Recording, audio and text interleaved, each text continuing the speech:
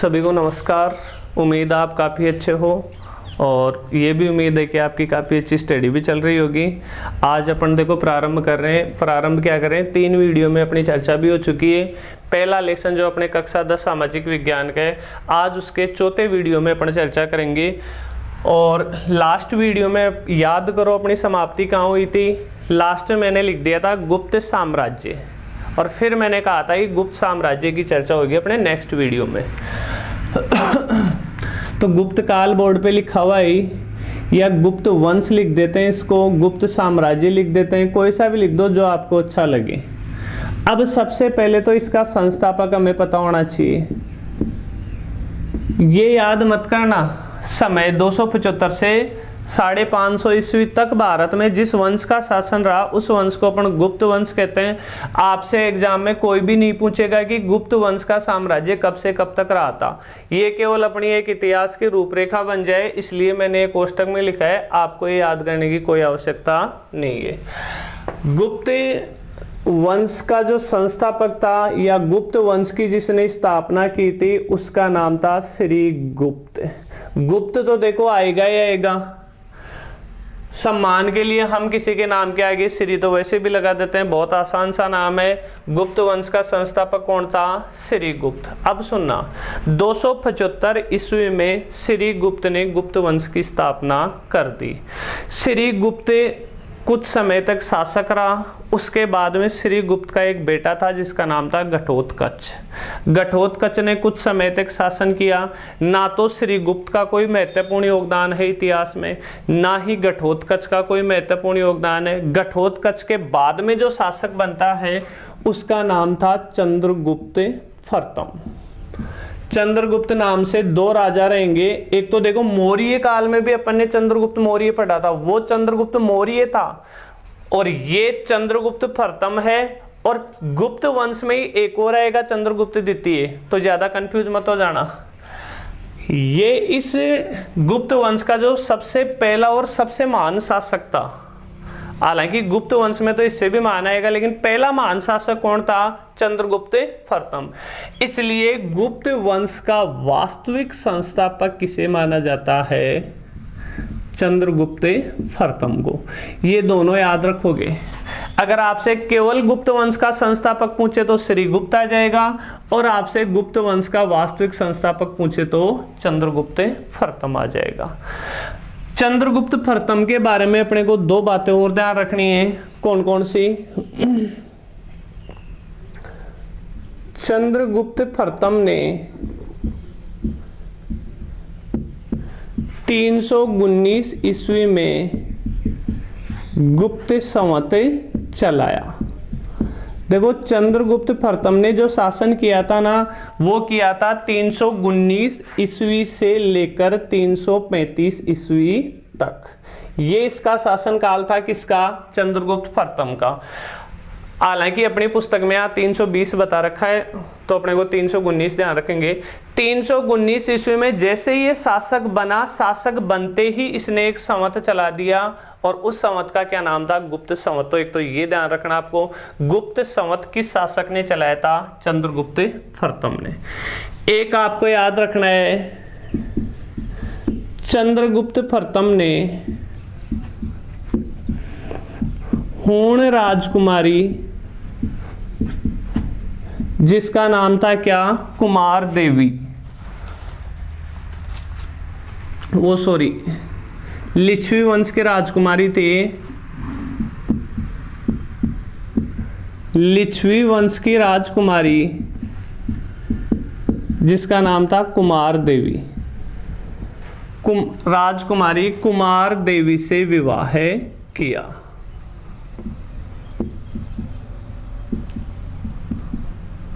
अब समझना, चंद्रगुप्त प्रथम के काल में जो सिक्के चलते थे ना, वो सिक्के हमें प्राप्त हुए हैं। उन सिक्कों पे एक तरफ तो चंद्रगुप्त प्रथम की खुद की फोटो लगी हुई थी, सिक्के के बैक साइड में दूसरी तरफ जो फोटो लगी हुई थी वो कुमार देवी की लगी हुई थी। कुमार देवी की फोटो के नीचे लिखा हुआ था लिच्छवी वंशम। इसका मतलब अपने को ये पता चल गया कि कुमार देवी किस वंश से संबंधित थी? लिच्छवी वंश से संबंधित थी। अब आपको देखो ये तो याद रखना है नहीं, अब तक आपके एक एक नंबर के जो प्रश्न बनते हैं ना वो यही थे, संस्थापक, वास्तविक संस्थापक, फिर यहाँ से प्रश्न बनता है गुप्त संवत किसने व कब चलाया, तो 319 ईस्वी में चंद्रगुप्त प्रथम ने चलाया। चंद्रगुप्त प्रथम ने किस वंश की राजकुमारी से विवाह किया या किससे विवाह किया था, तो लिच्छवी वंश की राजकुमारी कुमारदेवी से विवाह किया था।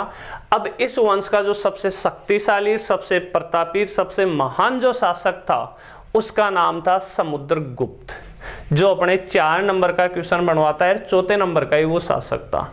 अब अपनी चर्चा होगी किसको लेकर, समुद्रगुप्त को लेकर। चंद्रगुप्त प्रथम के बारे में बताया था मैंने कि 335 ईस्वी तक इसने शासन किया था। अब जो समुद्रगुप्त है वो समुद्रगुप्त का शासन रहा था 335 से 380 ईस्वी तक। फिर मैं आपको बता रहा हूँ, ये याद नहीं रखना, केवल अपना क्रम चलता रहे, इसलिए मैंने तो बोर्ड पे लिख दिया। और ये चलो इसको मिटा ही देता हूँ ना, फिर आप याद करोगे इसको। कितने नंबर का प्रश्न होगा, 4 नंबर का आ सकता है इसमें से, और इसको अपन एक क्वेश्चन के रूप में लिख लेते हैं। अब देखना समुद्रगुप्त के बारे में अपन उल्लेख करें तो समुद्रगुप्त साम्राज्यवाद में विश्वास रखता था। पॉइंट टू पॉइंट आंसर लिखना है अपने को। कभी भी अगर आपको कोई क्वेश्चन बहुत अच्छे से आता है और उसके पॉइंट अगर बन सके ना, तो बोर्ड परीक्षा में हमेशा आप आदत में डाल लो कि आंसर अपने को पॉइंटों में लिखने हैं। समुद्रगुप्त साम्राज्यवाद में विश्वास रखता था।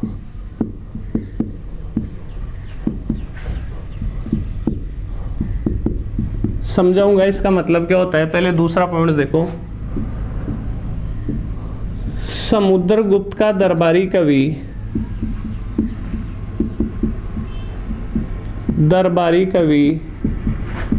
हरिसेन ने, लिख देते हैं अपन तो, समुद्रगुप्त के दरबारी कवि हरिसेन ने इलाहाबाद प्रशस्ति की रचना की। दरबारी कवि हरिसेन ने इलाहाबाद प्रशस्ति की रचना की। इस प्रशस्ति जिसमें का मतलब समझ जाओगे किसकी बात है। इस प्रशस्ति की बात है जिसमें समुद्रगुप्त की सैनिक सफलताओं का उल्लेख है।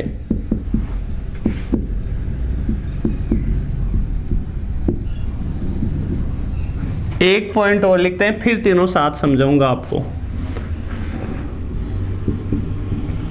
इलाहाबाद प्रशस्ति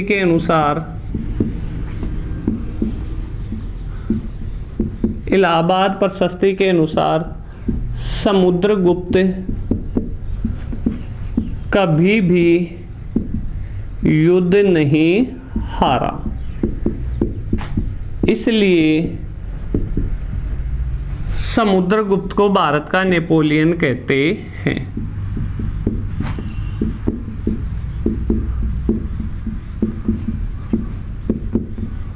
भारत का नेपोलियन कहते हैं। अब समझते जाना एक एक पॉइंट को। पहला पॉइंट क्या लिखा अपन ने, समुद्रगुप्त साम्राज्यवाद में विश्वास रखता था।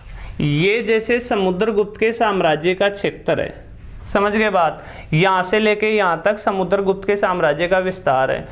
अगर कोई शासक अपने साम्राज्य को फैलाना चाहेगा, वो चाहेगा कि अपना साम्राज्य बढ़ता जाए। जो अपने साम्राज्य को बढ़ाना चाहता है उसे कहते हैं साम्राज्यवादी। तो समुद्रगुप्त अपना साम्राज्य बढ़ाना चाहता था। इस आधार पे अपन ने पहला पॉइंट लिखा है, समुद्रगुप्त साम्राज्यवाद में विश्वास रखता था। अब साम्राज्यवाद में विश्वास रखता था, इसका मतलब उसको साम्राज्य बढ़ाने के लिए युद्ध करना पड़ेगा। अब समुद्रगुप्त का एक दरबारी कवि था जिसका नाम था हरिसेन। हरिसेन ने एक प्रशस्ति की रचना की, मतलब एक प्रशस्ति लिखी। प्रशस्ति का मतलब होता है राजा की प्रशंसा में अगर कोई लेख लिखा जाए तो उसे कहते हैं प्रशस्ति। तो हरिसेन ने अपने राजा समुद्रगुप्त की प्रशंसा में एक लेख लिखा, और वो लेख लिखा था कहाँ, इलाहाबाद में, इसलिए उसका नाम पड़ गया इलाहाबाद प्रशस्ति। तो हरिसेन ने इलाहाबाद प्रशस्ति की रचना की जिसमें समुद्रगुप्त की सैनिक सफलताओं का उल्लेख है। और इस इलाहाबाद प्रशस्ति के अनुसार समुद्रगुप्त कभी भी युद्ध नहीं हारा और युद्ध नहीं हारने के कारण इसे कहा जाता है भारत का नेपोलियन, क्योंकि नेपोलियन भी एक शक्तिशाली शासक था जिसके बारे में कहा जाता था कि उसने भी कभी युद्ध नहीं हारा था। तो इस कारण समुद्रगुप्त का भी ऐसा एक नजरिया था, इसलिए समुद्रगुप्त को क्या कह दिया, भारत का नेपोलियन। अब देखो जो साम्राज्यवादी जो शासक होते हैं ना, वो अश्वमेध यज्ञ भी करवाते थे, तो इसने अश्वमेध यज्ञ करवाया। अश्वमेध यज्ञ का मतलब समझना, देखो जो शक्तिशाली शासक होता था हमेशा वही अश्वमेध यज्ञ करवाता था। मतलब जैसे ये समुद्रगुप्त का साम्राज्य, समुद्रगुप्त ने एक घोड़ा छोड़ा। अश्वमेध यज्ञ में देखना होता क्या था, ये यज्ञ हवन वगैरह नहीं, उसका मतलब नहीं है ये यज्ञ। अश्वमेध यज्ञ का मतलब होता था कि एक घोड़ा छोड़ा जाता था, वो घोड़ा कहीं भी जाए, जहां तक वो घोड़ा जाएगा वहां तक के राजाओं के बारे में मान लिया जाएगा कि वहां तक के राजाओं ने घोड़ा छोड़ने वाले की अधीनता स्वीकार कर ली। तो समुद्रगुप्त ने घोड़ा छोड़ा, कई राज्यों में गया, किसी राज्य के राजा ने उस घोड़े को पकड़ा नहीं, जो पकड़ लेता उसको माना जाता है कि भाई ये तो समुद्रगुप्त से युद्ध लड़ने को क्या है, तैयार है। तो किसी ने भी नहीं पकड़ा, इसका मतलब इसका अश्वमेध यज्ञ क्या हो गया, सफल हो गया। लास्ट पॉइंट अपन इसमें लिखेंगे, यह का मतलब समुद्रगुप्त संगीत में भी निपुण था, मतलब माहिर था संगीत में भी। इसे सिक्कों पर वीणा बजाते हुए दिखाया गया है। सिक्कों पर वीणा बजाते हुए दिखाया गया है। मतलब समुद्रगुप्त के समय के कुछ सिक्के मिले हैं, उन सिक्कों पर समुद्रगुप्त के हाथ में वीणा बजाते हुए उसको दिखाया गया है। इसका मतलब ये संगीत में भी क्या था, निपुण था। ये समुद्रगुप्त के बारे में अपने को उल्लेख करना है। अब 4 नंबर का तो प्रश्न बनता ही बनता है, इसमें से 1 नंबर का अगर कोई बीच में से प्रश्न बनता है तो एक तो ये बनता है, भारत का नेपोलियन किसे कहते हैं, क्या आंसर होगा, समुद्रगुप्त को कहते हैं। एक क्वेश्चन ये बनता है, समुद्रगुप्त के दरबारी कवि कौन थे और उन्होंने किस प्रशस्ति की रचना की। तो दरबारी कवि हरिसेन थे जिन्होंने इलाहाबाद प्रशस्ति की रचना की। ये अपनी चर्चा हो गई किसको लेकर, समुद्रगुप्त को लेकर।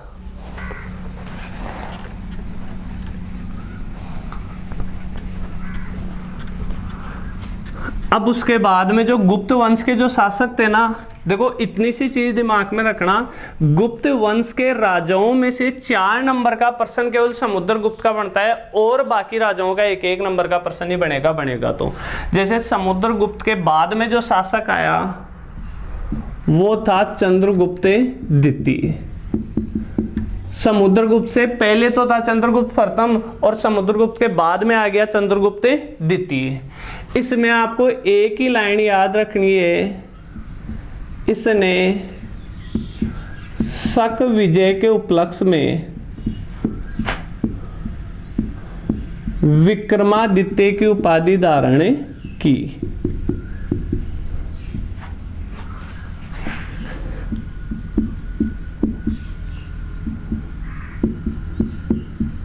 मतलब शक एक जाति थी, उस जाति पर विजय प्राप्त की थी किसने, चंद्रगुप्त द्वितीय ने, और उस विजय की खुशी में इसने अपने आप को क्या कहा, विक्रमादित्य। तो किस शासक ने शक विजय के उपलक्ष्य में विक्रमादित्य की उपाधि धारण की थी, आंसर क्या होगा आपका, चंद्रगुप्त द्वितीय। चंद्रगुप्त द्वितीय के बाद में आता है कुमारगुप्त महेंद्रादित्य। ये 1-1 नंबर के प्रश्न वाले आ रहे हैं। अब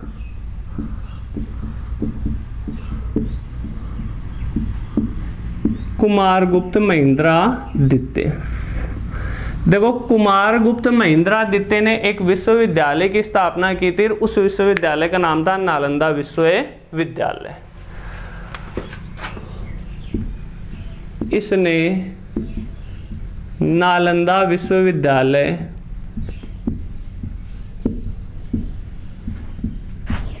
की स्थापना की थी। आपको पता हो तो इतिहास में मतलब पहले भारत को विश्व गुरु माना जाता था, क्योंकि भारत की जो शिक्षा पद्धति थी वो पूरे विश्व में सबसे बेहतरीन शिक्षा पद्धति थी। विश्व के कई लोग यहाँ पढ़ने के लिए आते थे, यहाँ से पढ़ने के बाद वो अपने देशों में जाते थे। तो वो पढ़ने के लिए जो सबसे महत्वपूर्ण जो भारत का केंद्र था ना, जिसकी वजह से भारत विश्व गुरु बना था, वो नालंदा विश्वविद्यालय था। नालंदा विश्वविद्यालय कहाँ पे था? बिहार में था। तो नालंदा विश्वविद्यालय की स्थापना किसने की थी? कुमारगुप्त महेंद्रादित्य ने। अगला इसमें शासक बता रखा है स्कंदगुप्त। स्कंदगुप्त के बारे में भी एक ही प्रश्न बनता है 1 नंबर का, वो सुनना। देखो, गुप्त वंश से पहले अपन ने सातवाहन वंश, शुंग वंश, ये छोटे मोटे साम्राज्य अपन ने पढ़े थे। और गुप्त वंश से पहले अपन ने एक बड़ा साम्राज्य भी पढ़ा था, वो था मौर्य वंश। क्यों? तो मौर्य वंश में क्या था, लिख के बता दो आपको। मौर्य काल में जूनागढ़ में निर्मित सुदर्शन झील, उस मौर्य काल में, जूनागढ़ पड़ता है गुजरात में, तो वहां मौर्य काल में जूनागढ़ मतलब गुजरात में एक झील का निर्माण हुआ था। उस झील का क्या नाम था? सुदर्शन झील। इस सुदर्शन झील का जीर्णोद्वार किसने करवाया था? स्कंदगुप्त ने। का जीर्णोद्वार स्कंदगुप्त ने करवाया था। यहां से आपके 1 नंबर का क्वेश्चन यही बनेगा। जीर्णोद्वार का मतलब होता है पुनर्निर्माण, मतलब उस झील में थोड़ी दीवारों पे टूट फूट हो गई थी तो उसको दोबारा ठीक करवाया, तो इसका मतलब क्या हो गया? जीर्णोद्वार। क्वेश्चन यही बनता है, मौर्य काल में निर्मित सुदर्शन झील का जीर्णोद्वार किसने करवाया था? स्कंदगुप्त ने करवाया था।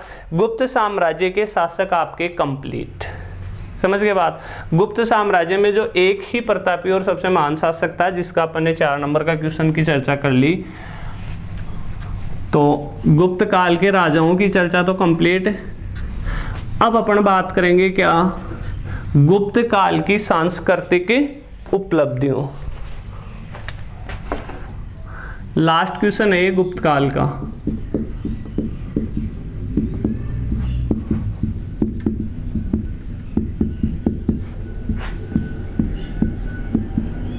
गुप्त काल की सांस्कृतिक उपलब्धियों का उल्लेख करो। ये भी एक अच्छा प्रश्न है इस लेसन का। गुप्त वंश में 2 ही प्रश्न बनते हैं, या तो समुद्रगुप्त का बड़ा प्रश्न बनता है या फिर पूरे गुप्त काल की सांस्कृतिक उपलब्धि। तो इसमें अपने को बताना है, एक तो ये कौन से धर्म को मानते थे? वैदिक धर्म को। गुप्त शासक वैदिक धर्म को मानते थे। समझ के बाद धर्म तो कौन सा था इनका? वैदिक धर्म। फिर अपन गुप्त काल की बात करें तो गुप्त काल में राज कार्य की भाषा, मतलब राजकीय कार्य कौन सी भाषा में किए जाते थे? संस्कृत भाषा में किए जाते थे। तो लिख देना दूसरा पॉइंट, गुप्त काल में राज कार्य की भाषा संस्कृत थी। कैसे भी लिख देना आप दूसरे पॉइंट को कि गुप्त काल में राजकीय कार्य संस्कृत भाषा में किए जाते थे, या राजकीय भाषा संस्कृत थी, या राजकार्य की भाषा संस्कृत थी। अब सुनना, चंद्रगुप्त द्वितीय के बारे में अपन ने उल्लेख किया था अभी थोड़ी देर पहले। चंद्रगुप्त द्वितीय जब गुप्त वंश का शासक था, उस समय चीन का एक यात्री था जिसका नाम था फाहियान। वो फाहियान भारत आया था। उस फाहियान ने अपने वर्णन में लिखा था कि गुप्त काल में सुशासन था तथा यहाँ अपराध बहुत कम होते हैं। बोर्ड पे लिखता हूँ फिर समझोगे आप। चंद्रगुप्त द्वितीय के समय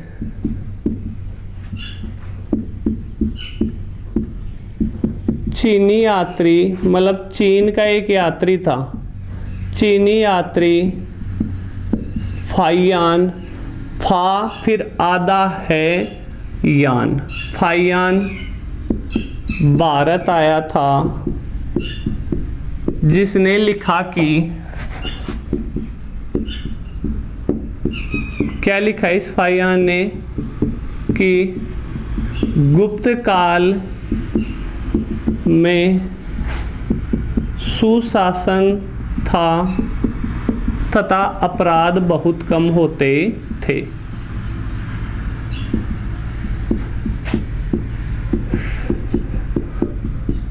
हालांकि गुप्त काल के बारे में ये भी कहा जाता है कि गुप्त काल इतना शांत काल था, कोई अपराध नहीं होते थे कि रात को अगर कोई कंबल ओढ़ के सोए तो हवा भी उसका कंबल चुरा के नहीं ले जाती थी, ऐसा कहा जाता है गुप्त काल के बारे में। तो मतलब अपराध तो बहुत कम होते थे। और यह वर्णन किसने लिखा है? चीन के यात्री फाहियान ने। समझ गए बात। इसके अलावा कुछ गुप्त काल की प्रमुख रचनाएं भी हैं, वो भी आपको बतानी पड़ेंगी। तो चौथे पॉइंट में अपन लिखेंगे गुप्त काल की प्रमुख रचनाएं। अब इसमें आप पॉइंट डाल के लिख देना। जैसे एक तो लिखेंगे अपन किसकी? कालिदास की।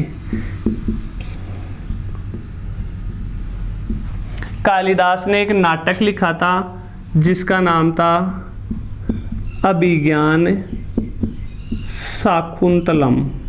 ये तो नाटक लिखा था किसने? कालिदास ने। और दो जो थे महाकाव्य थे उनका नाम था रघुवंश व मेघदूत। ये क्या थे? महाकाव्य। समझिए बात। तो गुप्त काल की रचना कालिदास की तो कौन कौन सी थी? कालिदास ने नाटक लिखा था, वो तो अभिज्ञान शाकुंतलम था। और रघुवंश व मेघदूत इसके क्या थे? महाकाव्य थे। किताब के लास्ट में अपने क्वेश्चन भी दे रखा है कि कालिदास के किन्हीं दो महाकाव्यों का नाम बताइए। तो दो महाकाव्य कौन से थे? रघुवंश व मेघदूत। एक विद्वान था जिसका नाम था शूद्रक। शूद्रक ने क्या लिखा था? उसकी किताब थी मृच्छकटिकम। ये शूद्रक की किताब थी। एक विद्वान था जिसका नाम था विशाख दत्त। और विशाख दत्त की किताब कौन सी थी? मुद्रा राक्षस। समझ गए बात। ये गुप्त काल की प्रमुख रचनाएं आपको बतानी है। अब देखो, इसको अपन बहुत ज़्यादा बड़ा प्रश्न नहीं बनाएंगे क्योंकि सांस्कृतिक उपलब्धियों में अपने 4 नंबर तक का उल्लेख करना है। और मैं आपको वैसे ही बता देता हूँ कि भाई गुप्त काल में जैसे वराह मिहिर हुआ, ब्रह्मगुप्त हुआ, आर्यभट्ट हुआ, ये भी विद्वान हुआ करते थे। ये विज्ञान, ज्योतिर्विज्ञान और गणित के क्षेत्र में काफ़ी एडवांस थे। यहाँ तक कि ये जो आप गणित में दशमलव लगाते हो ना बीच में, ये दशमलव प्रणाली का आविष्कार भी गुप्त काल में हुआ था। तो आर्यभट्ट, वराह मिहिर और ब्रह्मगुप्त, ये 3 विद्वान बहुत बड़े विद्वान थे जो गणित और ज्योतिर्विज्ञान या आयुर्विज्ञान से संबंधित थे। उन तीनों का चाहे आप नाम मत लिखना, लेकिन एक पॉइंट ये जरूर लिख देना, गुप्त काल में ही दशमलव प्रणाली का विकास हुआ था। गुप्त काल में ही दशमलव प्रणाली का विकास हुआ था। और ये इसी के साथ अपना गुप्त काल क्या हो गया? कंप्लीट। बस गुप्त काल एक ज़्यादा नहीं दे रखा गुप्त काल के बारे में। मौर्य काल के बारे में तो काफ़ी उल्लेख, बड़ा उल्लेख था अपनी किताब में। गुप्त काल कंप्लीट।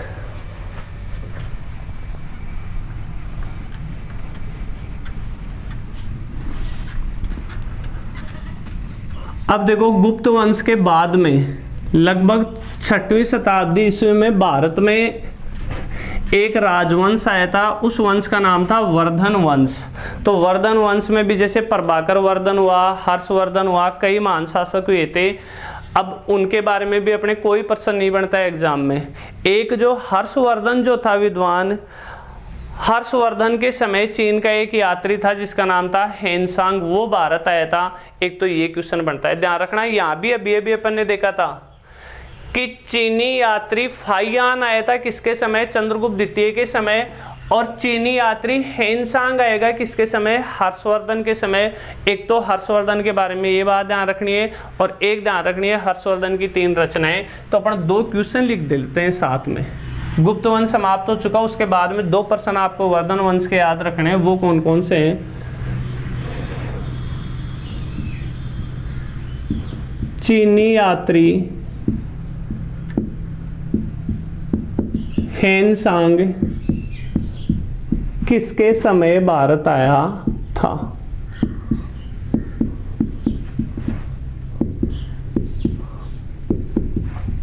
तो इसका आंसर होगा किसके समय? हर्षवर्धन। हर्षवर्धन। समझ गए बात? क्वेश्चन उल्टा भी आ सकता है कि हर्षवर्धन के समय कौन सा चीनी यात्री भारत आया था, तो कौन सा चीनी यात्री आया था? हेनसांग। एक क्वेश्चन आपके ये बनता है, हर्षवर्धन की रचनाओं के नाम बताओ।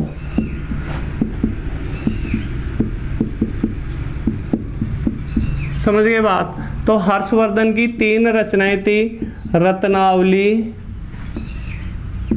नागानंद, और एक रचना थी इसकी क्या? प्रियदर्शिका। ये तीनों रचनाएं किसकी थी? हर्षवर्धन की रचनाएं थी। ये 3 रचनाएं आप याद रख लेना। वर्धन वंश में इससे ज़्यादा अपन कुछ करेंगे भी नहीं, मतलब यहाँ अपना काम हो जाएगा एग्जाम में। अब उसके बाद में भारत में एक साथ 3 राजवंशों की स्थापना होती है, तीनों को अपन साथ साथ देखेंगे।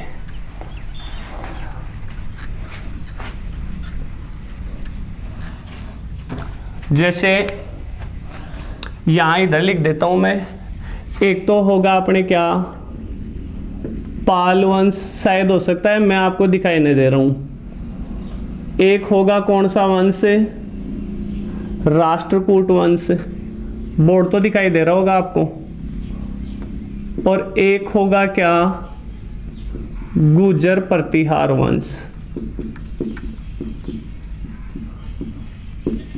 4 नंबर का बनता है पाल वंश से प्रश्न, 4 नंबर का ही बनता है राष्ट्रकूट वंश से, 4 नंबर का ही बनता है गुर्जर प्रतिहार वंश से। चलो कितने तक भी नंबर का बनो, अपने को तो उल्लेख करना है, फिर एग्जाम में जो पूछेगा अपने तो बता देंगे। अब सुनना, जैसे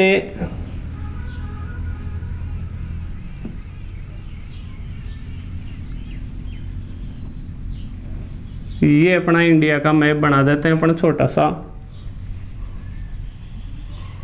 अब तीनों राजवंश दर्शाने अपने को कौन से? पाल वंश, राष्ट्रकूट वंश, गुर्जर प्रतिहार वंश। एक एक का अपन उल्लेख करेंगे। यहाँ भारत का एक राज्य आता है जिसका नाम है बंगाल। यहाँ कौन से वंश का शासन था? पाल वंश का। और दोनों की बाद में चर्चा करेंगे। इसमें आपको 4 पॉइंट लिखने हैं, कौन कौन से मैं बताता जाता हूँ। पहला पॉइंट तो लिखोगे अगर पूछा जाए तो, पाल वंश का शासन बंगाल में था। पाल वंश का शासन बंगाल में था। समझ गए बात? क्योंकि यहां क्या आता है? बंगाल। दूसरा पॉइंट लिखोगे आप, पाल वंश का संस्थापक, मतलब पाल वंश की स्थापना किसने की थी? पाल वंश का संस्थापक था जिसका नाम था क्या? गोपाल। समझ गए बात? तीसरा पॉइंट लिखोगे आप, पाल वंश का सबसे प्रतापी शासक, सबसे प्रतापी या महान शासक लिख देते हैं, पर सबसे महान या प्रतापी शासक था पाल वंश का, उसका नाम था क्या? धर्मपाल। क्यों? चौथा पॉइंट लिखेंगे, पर पाल वंश के शासक बौद्ध धर्म को मानते थे। पाल वंश के शासक कौन से धर्म को मानते थे? बौद्ध धर्म को मानते थे। ये 4 बिंदु आपको इसमें याद रखने हैं पाल वंश में। समझ गए बात? ज्यादा समझाने वाली बात है भी नहीं। पाल वंश का शासन कहाँ था? बंगाल में। पाल वंश का संस्थापक गोपाल, पाल वंश का सबसे महान शासक धर्मपाल, और पाल वंश के शासक बौद्ध धर्म को मानते थे। दूसरा वंश है राष्ट्रकूट वंश।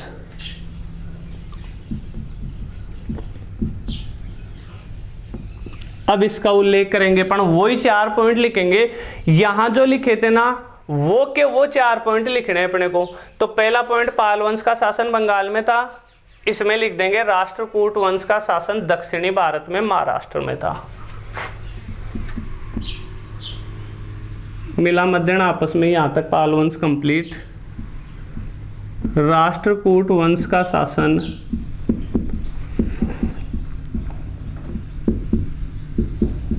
दक्षिणी भारत में था। अब दक्षिणी भारत में, और लिख सको तो कोष्टक में महाराष्ट्र लिख देना, वरना छोड़ देना अब तो।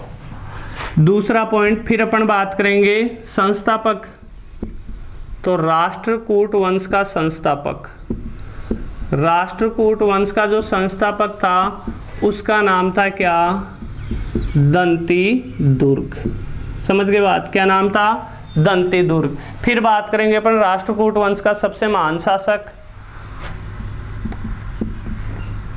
तो तीसरा पॉइंट होगा राष्ट्रकूट वंश का सबसे महान शासक, जिसका नाम था क्या? दुर्वे प्रथम। समझ गए बात? चौथे पॉइंट में अपन चर्चा करेंगे कौन से धर्म को मानते थे। तो ये वैदिक धर्म को मानते थे। चौथा पॉइंट, राष्ट्रकूट शासक, राष्ट्रकूट वंश के शासक वैदिक धर्म को मानते थे।